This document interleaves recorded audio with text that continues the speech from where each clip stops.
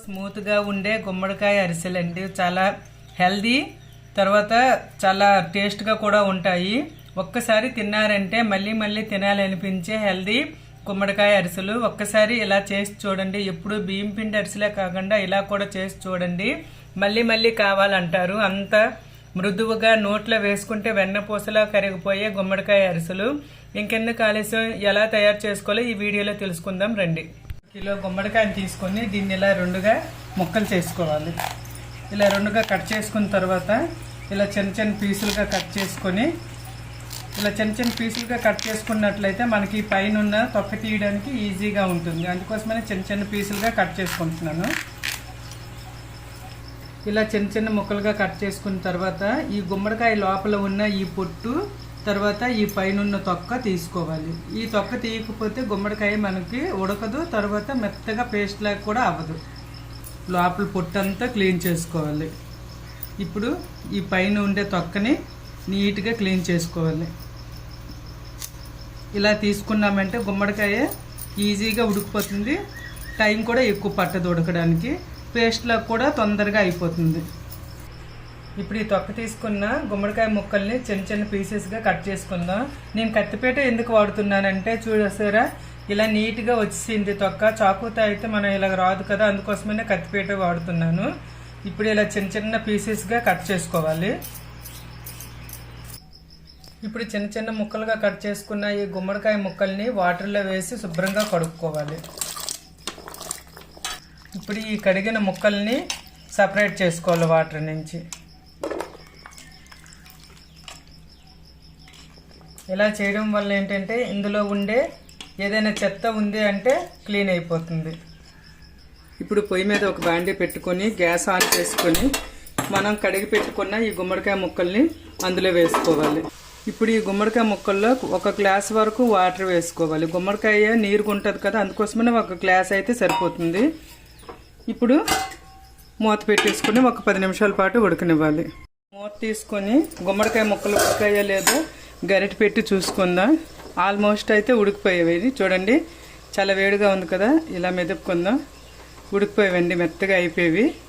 ఇప్పుడు పూర్తిగా నీరు ఇంకే వరకు బాగా కలుపుకుంటే పేస్ట్లా అయిపోతుంది. మొత్తం ఇందులో వాటర్ అంతా ఇంకిపోవాలి, అప్పుడే బాగా పేస్ట్లా అవుతుంది. చూసారా, గుమ్మడికాయ బాగా పేస్ట్ అయిపోయింది, వాటర్ కూడా ఇంకిపోయింది. ఇప్పుడు దీనికోసం మనం బెల్లం తీసుకుందాం. కిలో గుమ్మడికాయ కదా, నేను 600 గ్రాముల బెల్లం తీసుకున్నాను.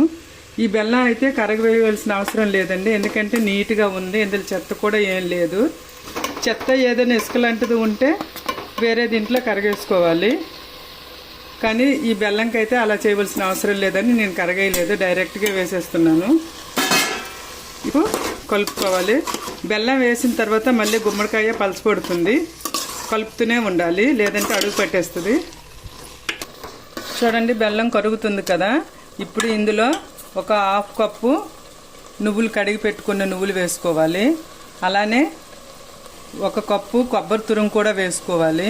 కొబ్బరి తురుము ఇప్పుడు వేసుకుంటే ఇందులో వాటర్ ఉంటుంది కదా, ఆ వాటర్ కూడా ఈ బెల్లంలో మిక్స్ అయిపోతుంది. లేదంటే తర్వాత వేసామంటే పలచన అయిపోతుంది. అందుకోసమనే బెల్లం కరుగుతున్నప్పుడే వేసుకోవాలి. ఇలా వేసి కొద్దిసేపు కలుపుతూనే ఉండాలి. చూసారా, దగ్గర పడిపోయింది కదా. ఇప్పుడు మనం బియ్యం పిండి ఇందులో వేసుకొని బాగా కలుపుకోవాలి. ఈ బియ్యం పిండి తడిపిండి కాదండి, పొడిపిండిని.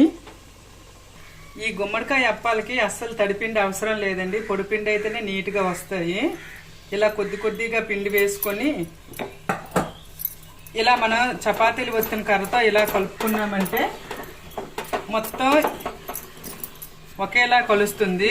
గరిటతో కలుపుకున్నామంటే కలవదు, అందుకోసమనే నేను చపాతీలు ఒత్తుకునే కర్రతో అయితే కలుపుతున్నాను. మా అమ్మ వాళ్ళు అయితే దీనికి పాకం గరిట అంటారు, అదొక గరిట ఉంచుకుంటారు, దాంతో కలుపుతుంటారు అరిసెలు చేసేటప్పుడు. కొద్ది కొద్దిగా పిండి వేసుకోవాలి. కిలో గుమ్మడికాయకి 1/2 కిలో బియ్యం పిండి, 1/2 కిలో బెల్లం అయితే పర్ఫెక్ట్ కొలండి. ఇప్పుడు ఇందులో 1 టేబుల్ స్పూన్ నెయ్యి వేసి కలుపుకుంటే మంచి స్మెల్ వస్తుంది, చాలా బాగుంటుంది. నెయ్యి లేని వాళ్ళు కొద్దిగా ఆయిల్ అయినా వేసుకోవచ్చు, లేదు అంటే బటర్ అయినా వేసుకోవచ్చు. అది ఆప్షనల్. నెయ్యి తిన్న వాళ్ళు వేసుకోకపోయినా పర్వాలేదు. ఇలా బాగా కలుపుకొని ఒక 5 నిమిషాల పాటు పిండిని ఉడకనివ్వాలి. ఇప్పుడు ఈ ముద్దని వేరే ప్లేట్లో వేసుకుని చల్లగా చేసుకోవాలి. చల్లగా అయిందంటే మన చేతికి అంటదు. ఇప్పుడు కూడా అంటట్లేదు చూడండి. అయినా కొద్దిగా చల్లగా చేసుకుంటే మనకి ఉండలు చుట్టడానికి ఈజీగా ఉంటుంది. ఇప్పుడు మొత్తం ఇందులో వేసుకున్నాం కదా, ఈ ముద్దని కొద్దిగా మన చేతికి కొద్దిగా నేతిని అప్లై చేసుకుని చిన్న చిన్న ఉండలుగా చుట్టుకోవాలి. మనకి ఎంత పెద్ద అరిసి కావాలంటే అంత పెద్ద చేసుకోవచ్చు. నేనైతే చిన్నవే చేస్తున్నాను చిట్టి అరిసెల కోసం. ఇలానే ఈ ముద్ద మొత్తాన్ని ఇలా ఉండలుగా చేసుకోవాలి. బాల్స్లా చేసుకొని ఒక ప్లేట్లో వేసుకోవాలి. ఈ ముద్దనంతని ఇలా బాల్స్లా చుట్టుకున్నాం కదా, ఇప్పుడు డీప్ ఫ్రైకి సరిపడా ఆయిల్ వేసుకుందాం పదండి. ఇప్పుడు పొయ్యి మీద ఒక బాండీ పెట్టుకొని డీప్ ఫ్రైకి సరిపడా ఆయిల్ పోసుకొని ఆయిల్ వేడైన తర్వాత ముందుగా మనం చేసుకున్న ఈ ఉండలు తీసుకొని ఒక ఆకు ఇలా తీసుకుందాం. ఈ ఆకుకి కొద్దిగా నెయ్యి అప్లై చేసి ఈ ఉండకి కొద్దిగా నువ్వులు ఇటు అటు కొద్దిగా ఇలా పెట్టి ఇలా మనకి ఎంత సైజు కావాలంటే అంత సైజు ఇలా చేసుకొని ఆయిల్లో వేసుకొని వేపుకోవాలి. ఇలా ఒక్కొక్కటిగా వేసుకోవాలి. ఇలా వేసుకుంటూ మంటని మీడియం టు లో ఫ్లేమ్లో వేపుకోవాలి. అలా అయితేనే మొత్తం అరిసి బాగా ఒకేలా ఉడుకుద్ది. ఇది ఉడికిందంటే ఇలా పొంగుతుంది చూసారా. ఇలా రెండో వైపు అన్నింటినీ టర్న్ చేసుకోవాలి. రెండు వైపులో బాగా కాలుతాయి. అలా అయితే ఇప్పుడు ఇలా వేగినవి మనం స్టైనర్ సహాయంతో ఇలా ఆయిల్ని వడకొట్టుకొని ఇలా తీసుకొని ఇలా న్యూస్ పేపర్ వేసిన ప్లేట్లో వేసుకోవాలి. న్యూస్ పేపర్ వేసిన ప్లేట్లో వేసుకుంటే పేపర్ ఆయిల్ అంతా అబ్జర్వ్ చేసుకుంటుంది కనుక అలా వేసుకోవాలి. చాలా ఈజీ అండి ఈ గుమ్మడికాయ అరిసెలు చేయడం. మీరు కూడా ఒకసారి ట్రై చేయండి, చాలా బాగుంటాయి. ఈ రోజుల్లో ఎవరు గుమ్మడికాయ తినరు కదా, ఇలా కానీ అరిసెలు చేసి పెట్టారంటే అందరూ ఇష్టంగా తింటారు. కానీ చాలామంది బియ్యం పిండితో మాత్రమే అరిసెలు చేస్తారు. ఇలా గుమ్మడికాయతో అరిసెలు ఎవరు చేయరు, చాలా తక్కువ చేస్తారు. ఒకసారి మీరు ట్రై చేయండి. ఇలానే వేపేసుకొని ఇలా వేసుకోవాలి. చూసారా మొత్తం రెడీ అయిపోయేవి గుమ్మడికాయ అరిసెలు.